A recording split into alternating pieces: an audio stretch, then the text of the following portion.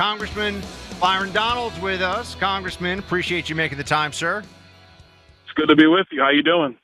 Good. We got some national questions for you. We've got some Florida. Well, I have some. Well, Clay actually is a Floridian in a sense, too, kind of honorary because he has property here. He lives on the Gulf of America part-time.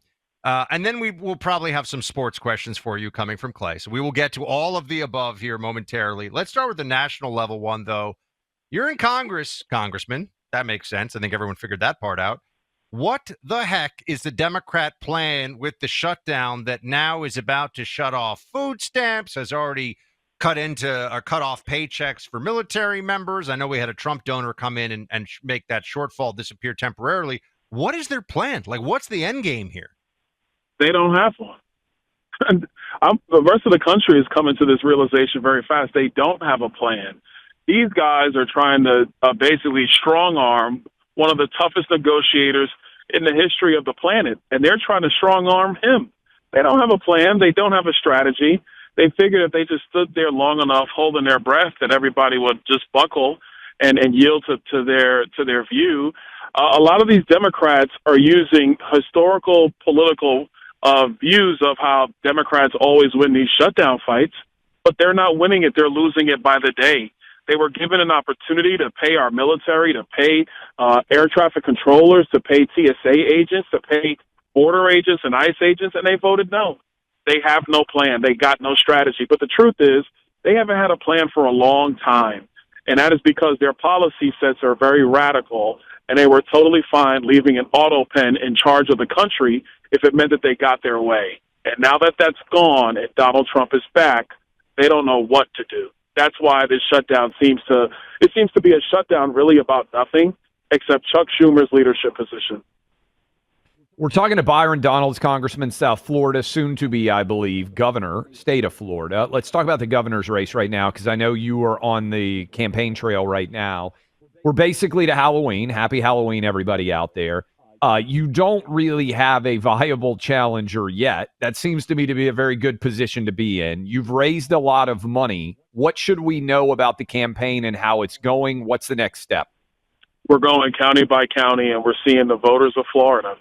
And, even though we still have our responsibilities in Washington, when I'm not in Washington, I'm in some city in Florida, some county in Florida, talking to the people. And, we're very blessed to have President Trump's full endorsement, Rick Scott's full endorsement.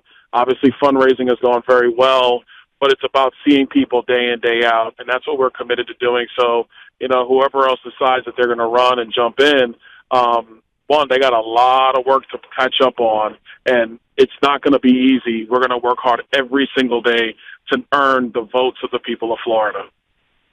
Congressman, you're running for governor, and I know that in many ways you would continue on with the policies and the legacy of our fantastic governor, Ron DeSantis. He's done a great job here, and as a Floridian, I really appreciate and I get to benefit from the decisions he's made. Governor DeSantis is very in favor of eliminating for homesteaded properties, right? So people for whom it is their primary residence as Floridians, property tax. Where do you come down on that proposal, which I believe is being put forward for the people of Florida to vote on in a ballot initiative this fall, next fall? Well, look, I support what the governor's position has been about removing homestead property taxes on the people of Florida. The thing we have to make sure we do is when it comes to essential services that have historically been funded by those taxes, talking about sheriffs, deputies, police officers, firefighters, emergency personnel, road construction, road maintenance. We just want to make sure that that stuff continues to be funded because that's critical to the very fabric of Florida. So I am fully supportive of it. I look forward to seeing the governor's proposal. I anticipate that's going to come out very, very soon to talk about not just the repeal, but then also the details around how do you fund some of those key initiatives like law enforcement, firefighters, emergency personnel. But I'm supportive, looking forward to seeing Tallahassee get this thing done and get it to the ballot so voters can make their voices heard next November. Congressman Byron Donald's with us right now, currently in Congress, running for governor of Florida. When you look, we just been talking a lot about the mayor's race in New York City. If I remember correctly, you were born in New York City before you came down to the Sunshine State and made a life of it there. How much do you pay attention to the national decisions that are being made and what their impact could be on the state of Florida? Because we've seen Governor Ron DeSantis talk quite a lot about the fact that many people in New York might decide to relocate to Florida with the higher taxes coming. Buck is one of them that's already done it. The president obviously did it. You did it long before you had any money probably to speak of. What would be your message to people listening to us in New York right now that might be thinking, hey, if Mamdani's going to be coming in, maybe New York's not for me? Well, the number one thing is if Mamdani becomes the mayor and you feel you got to come to Florida, remember why you came here. Our state, we are a low-tax state. We don't have an income tax. Law and order is the baseline principle of our state, and that's not changing. And so as long as you come here understanding why you left New York and what Florida's about, then, yeah, we're all for it. I think on a broader level, yeah, I do pay attention to what's happening nationally. Obviously, my job as a congressman right now requires it. But the biggest thing we want to do is make sure that Florida remains the number one state in the country. And what we want to really see happen is that policies that are passed in Florida that have become really the bedrock of what's made Florida great, that other states look at that and say, you know what, we got to follow Florida's lead. Because if you're looking at New York, Illinois, and California, they're dumpster fires. I mean, they're awful. And their people are leaving in droves. It's time for other states with Florida in the lead to adopt sound public policy that really puts people first, allows people to chase the American dream, whether that's Florida or some other state. If Mamdani wins and he's New York City mayor, we know AOC is still going to be in Congress. Does Mamdani become a national face of the Democrat Party in your mind? Is he impactful in next year's midterm election? Buck and I have been debating that. To what extent do you think he is resonant then or relevant if he is the mayor of New York City?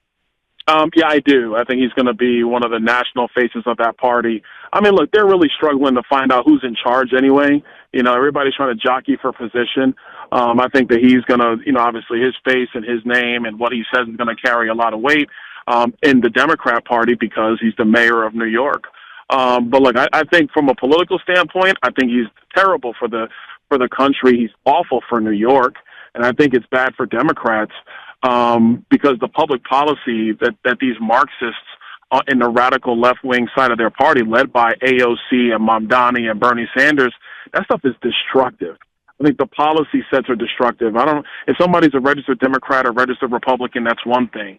But to be an out-and-out Marxist and really subscribing to policies that have never worked anywhere in the history of the planet, that's terrible for New York City. I think as a country, it's going to be something that everybody's going to be looking at, and we have to learn that we cannot let these policies continue to flourish. And I mean, some places like a Los Angeles, like a Chicago, San Francisco, Seattle, their people are going to start demanding, I hope, that they reverse course on these terrible policies that do not work for people. Do you have any sense? I know you're still in a primary, it's very early on, but what kind of a Democrat do you think the Florida Democrats are going to run against you, given how much this state has gotten more red under DeSantis's tenure? Are they going to try the head fake moderate, or somebody you think that's going to be a little more on the, yeah, I'm a Democrat, let's turn Florida into California and see what happens? But what's your expectation, or do you just not even have any expectation because it's too early to know? I don't really care. I mean, to be honest with you, Governor DeSantis, during his leadership, he's really put the Florida Democrat Party on life support. They're in a bad shape over there. They know they're in bad shape over there. I don't really care. We're focused on, number one, seeing the people of Florida. Number two, making sure that the policy ideas that we're going to bring to build on top of the great success of Ron DeSantis and what's happened in Florida, that our state continues to flourish and that we prepare Florida for the next generation of growth. That's what we're focused on. Whatever the Democrats, whoever they choose to throw at us, so be it. We'll take care of them too. What's going on with your please? No, go ahead. One more. Can you just make fun of the Vols or just say something to antagonize Clay on sports, please, for me? Because I would do it, but I don't know enough. No, I'm not going to do it. They actually look okay. They look better than my team, so I got to be quiet. That's what I was going to say. Governor, look at how diplomatic he is, Clay. No, I was Buck beat me to it. I was just going to say, what's up with your Seminoles? I went and watched them beat Alabama, and then I went and watched them get smoked by Miami. And y'all have lost 4 games in a row. I remember a couple of years ago you came on and made the case for why you belong in the playoff. I don't even know that you belong in the top half of the ACC right now. What's up? Oh, my gosh. Here we go. By the way, if you want to go back 2 years ago, yeah, we should have been in that playoff. I'm not going to bring it up again, but that was 2 years ago. Last year was a bad season. Started off great. Last 4 have not been good. The only thing I would say about the team is the games have been close. But, Coach Norvell, he's got a lot of pressure on him. He's got to turn this thing around. That's just the way it is. What do you think UF's going to do, by the way? You got an open job at UF, too. I'm sure you saw this. The governor basically fired, the governor of Louisiana, after they got whipped by Texas A&M. I don't know if Buck even saw this. Jeff Landry, we need to get him back on. Jeff Landry was like, this is ridiculous. Like, Brian Kelly's out. I don't know if you saw this, Byron. He tried to show up, Brian Kelly did, and his fingerprint didn't work to let him in the building. That's not a good sign. All right. No, so the governor just said this is a mess. Florida, I know you're a Florida State fan, but the University of Florida's got an opening, and that's going to be a huge hire too. But I saw the governor of Louisiana weighed in, and I was like, Byron, he's a huge college football fan. You got a bunch of big programs there. No, we do. I mean, look, there's a lot of names that are out there. You have the Notre Dame coach. He's been very good. He's been pretty good, very successful. I heard the rumors about Nick Saban. Is he coming out of retirement? I'm not sure.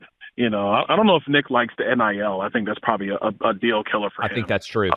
I don't think he likes it. But we'll see.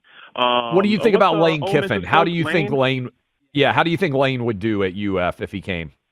Well, look, speaking as somebody who's trying to run for governor, I think Lane would be a very good choice for the Florida Gators. Speaking as a Florida State Seminole, no, they can do better than him. Byron, we appreciate you. What should people know who are out there listening all over Florida, as many people do, if they want to support your campaign? Where should they go? Just go to ByronDonalds.com. Really excited for everybody's support so far, but it's all about the future of our state. We're going to take Florida to a whole nother level. Amen. That is Byron Donalds. Honestly, you got 2 guys that own property in Florida, one who lives here year round. We got to just keep Florida awesome, Byron. So I know that's your goal, and that's what you're going to do as well. So God bless, and thanks for making the time for us today. Thanks, guys. Appreciate it. Look, I want to tell Buck I've got some picks coming tomorrow. I think I've already actually given out the picks. Hold on. Let me give you the picks. We've been on fire. We've been doing really well with prize picks. And you just heard Byron Donalds there. Buck, I think Byron Donalds is going to win. I think he's going to win Florida so comfortably. Remember, it wasn't even very long ago. I do think it's worth mentioning. Remember 2018 when Ron DeSantis won Florida by 50,000 votes, I think it was? Yeah. How far away does that seem? If you want to question how much a state can change in the space of 8 years, basically, we're going to go from Florida as the ultimate toss-up state to it's not even remotely close anymore. And it's really pretty incredible to see how well that they have been able to build this. I've got a bunch of quarterbacks to throw more than 1/2 of a touchdown for all of you. If you go to prizepicks.com right now, prizepicks.com, code Clay, you will get $50 when you play $5. You can play it in Florida. You can play it in Georgia. You can play it in Texas, California, Tennessee, 40-plus states out there. 13 million people have signed up. And right now, I am going to give you a pick that I hope is going to be a winner. Jackson Dart to throw more than 1/2 of a touchdown. Jackson Dart, more than 1/2 of a touchdown. I'll give these to you again tomorrow, but I want to make sure that everybody has them. Tua to throw more than 1/2 of a touchdown. That is tomorrow night down in South Florida with the game between the Dolphins and the Baltimore Ravens. Bo Nix to throw more than 1/2 of a touchdown, and CJ Stroud to throw more than 1/2 of a touchdown. When that hits, that pays out at nearly 3-1. You can play along with us at prizepicks.com, code Clay. That is prizepicks.com, code Clay, $50 when you play $5.